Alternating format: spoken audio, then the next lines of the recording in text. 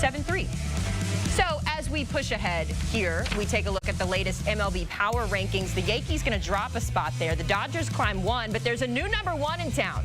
The Tigers return to the top spot after another good week of play. They're on pace for 105 wins. That would be a club record.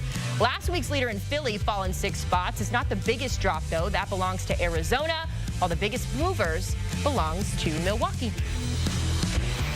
Our MLB crew of Matt Snyder and David Samson joining us with a look at the latest MLB Power Rankings. Guys, appreciate the time.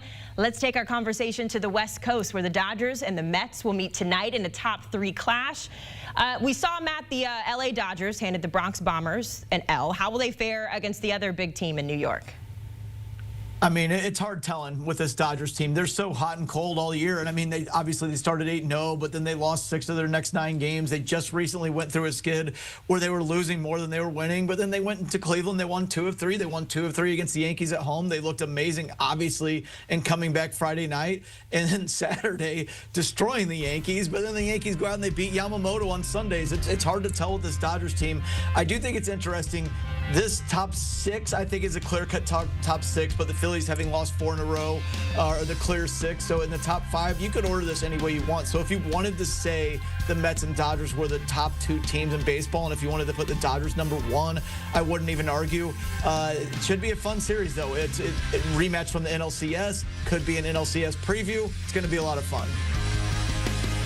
Anytime you've got a 4-game series right in the beginning of June and you are the road team, you are looking simply for the split, and I think that is what the Mets would like. The Dodgers clearly are looking at 2 things. One, can they get 3 out of 4? But really, they'd like to get Mookie Betts back, get him healthy back on the field. And they got to keep figuring out what they're going to do with their depth, because what we thought was a very interesting part of their team, like they had 14 starting pitchers and a deep bullpen, I think they've got 50 players on the injured list with various surgeries and other things that will keep them out anywhere between a day and forever.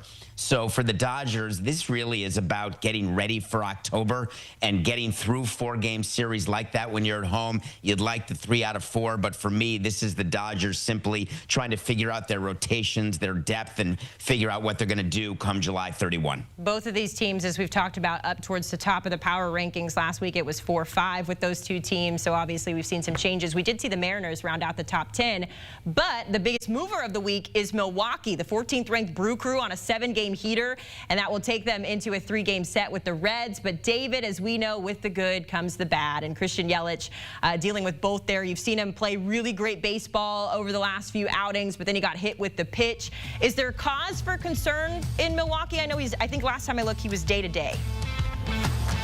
Well, like the rest of us. So, yes, I would say that there is cause for concern, but the Brewers seem to find a way with Matt Arnold and their whole front office, who really all of us were jealous of when we interviewed Matt Arnold to take over our team. We knew he was a star in the making. And the key to what Matt Arnold does, and take a look at this Brewers team, especially rotation and bullpen, and really with Adames, they seem to let players go a year too early instead of a year too late, and that has accrued to their benefit.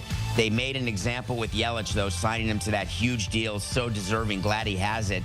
But it does show you what can happen when such a big percentage of payroll goes to a player. You worry about injury, you worry about lack of performance, and Yelly is showing signs. I don't worry about him performing. I do worry about him staying healthy. It's been a thing, though after the back surgery it should help. But the Brewers in that division, is it winnable?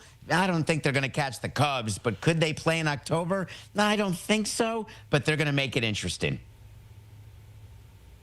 Milwaukee, the biggest movers in this week's power rankings. They are up 7 spots to 14, while their opponent this week, the Cincinnati Reds, are up 2 spots to number 17. The Royals, meanwhile, falling fast in this week's power rankings, guys. It just hasn't been enough run support for Bobby Witt Jr., it feels like. But have no fear. Help is here, and it comes in the form of former Florida Gator Jack Caglianone. He has been on fire in the minors. They're hitting .322. Are you surprised at how long it took to get the call up here, Matt, when it comes to Jack Caglianone, or maybe just that's just how the season is shook out? No, not really surprised that it took this long, I guess, because he was barely in AAA. It was only a couple weeks.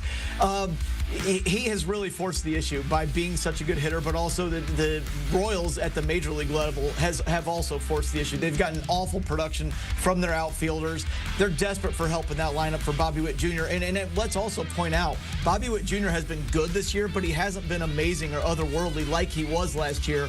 So they're hoping for, yes, help for Witt, but also to kind of get Witt back to the way he was last year. Caglianone here is a very, very interesting profile. He swings so much. He chases outside the zone so much, but he gets hits outside the zone. And by no means am I saying he's going to be this good, because I'm talking about a Hall of Famer, but in a way, his profile at the plate reminds me of Vlad Guerrero Sr. in that he can hit almost any pitch and he can find success that way. He does strike out a lot, but he still hits for high average while swinging at almost everything. It's going to be fun to watch how he adapts to the big league level. Matt, if you're correct about his future, I can only tell you what Kansas City has done is the single most irresponsible move I've seen in quite a long time. If he's going to be that good, how do you call him up now where he will hit arbitration a full year earlier than if they had waited till after around June 17th? We waited to call up Miguel Cabrera until after June 17th, and therefore we got an extra year at the minimum.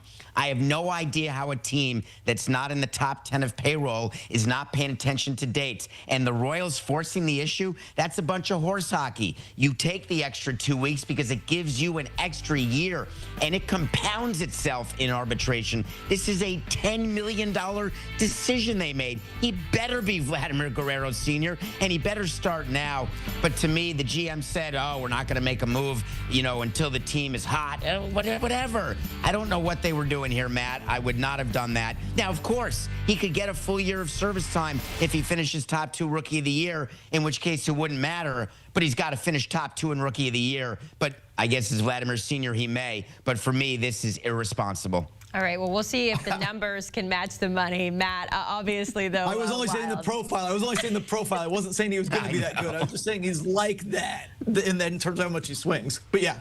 Some potential there. 15 home runs through 50 games in the minors, so we'll see how it all shakes out there. We'll see the Royals and the Cardinals begin a 3-game set tomorrow, 7:45 Eastern.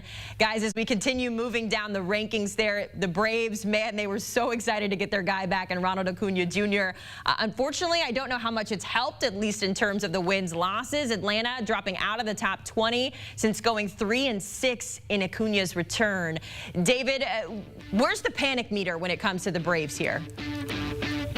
Well, I'd say I'm a solid 4 right now. I was excited to get Acuna back. I want Strider to be healthy. I lost a member of the rotation to Tommy John, and I'm worried. It's not that I've lost the Mets and Phillies. I still see them. I just feel as though I wanted a better 10-game stretch after he comes back, especially, of course, Fool's Gold. He hits a home run, first pitch, first at bat, first game back. But for me, the Braves are built for getting to October. Luckily, there's a lot of season left. But listen, it's not early anymore. We're in June. You don't often see a ton of movement in the standings at the top from now until the end. But if any team can do it, it should be the Braves. But I would worry if I were them about the Phillies and Mets. But you could have 3 playoff teams from the NL East, no problem. But again, it has not been an ideal welcoming back for Acuna.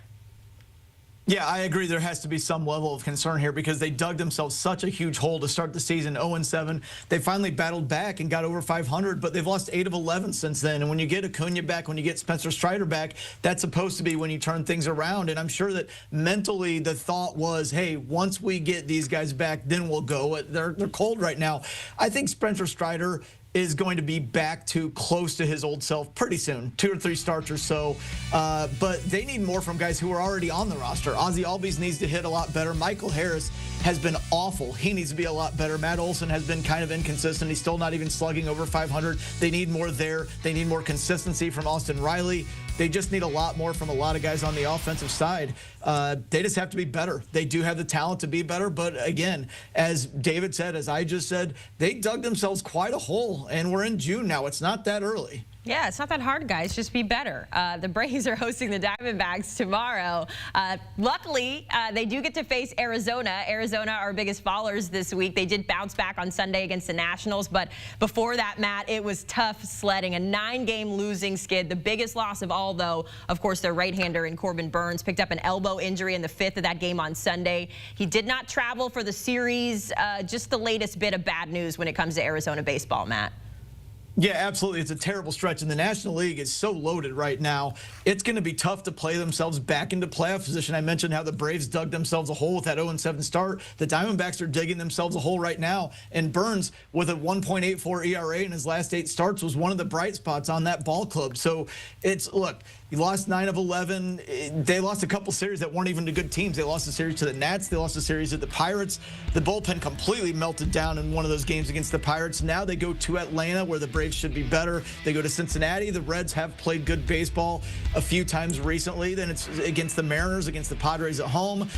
Look, they're 5 games out of a playoff spot already. I know we're not supposed to scoreboard watch in early June, but when you're already 5 games out of a wild card spot in such a competitive National League with so many good teams, this is a trouble spot for the Diamondbacks right now. All right, a trouble spot for the Braves, trouble spot for the Diamondbacks. One of them's got to win, and that first pitch of the series coming our way tomorrow at 7:15. David and Matt, we certainly appreciate the time and the insight as you get a look at the notable games happening later tonight. We talked about the Brew Crew, our biggest risers of the week. They'll get that series started against the Reds at 7:10 Eastern.